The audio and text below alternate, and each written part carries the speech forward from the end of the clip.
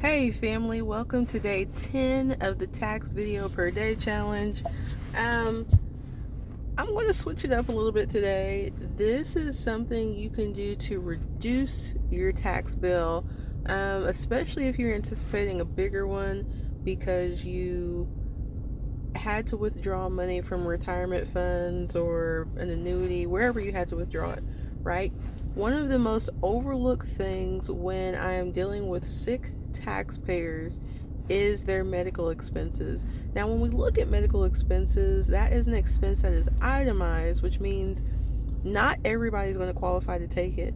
And when I say qualify to take it, I don't necessarily mean that they didn't have medical expenses, but in order to itemize your medical expenses, first, you have to have enough that would qualify you to itemize, right? Because if it's less than standard deduction, we are going to still use the standard. But then we also have to take into consideration that those expenses have to be at least more than 7.5% of your AGI, which is the adjusted gross income. So, for example, let's say your adjusted gross income was $100,000 for the tax year.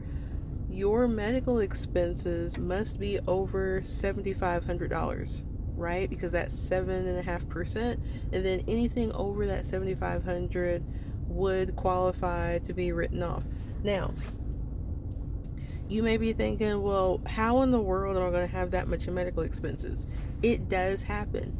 It has, or I've seen it, I should say, dealing with taxpayers who maybe they had to withdraw funds from a retirement account, okay, which is going to make their AGI go up, but the ratio with it still being over 7.5% happens because maybe they had to withdraw those funds because they needed in-home care, which is actually a medical necessity due to having a surgery or a stroke. Or maybe they needed major home improvements due to their illness, such as, let's say, having a bladder removed, right? So now that person, depending on their age, may not be able to get into their tub anymore. Let's say that they had a stroke. So now we need a walk-in shower instead of a bathtub.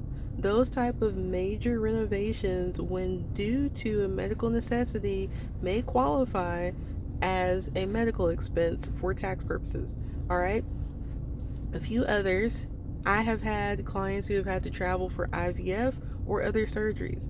These are things that you want to talk to your tax professional about. And if you don't have one, my name is Timbaland Bowens, America's favorite EA, and you can book a call with me down in the comments below.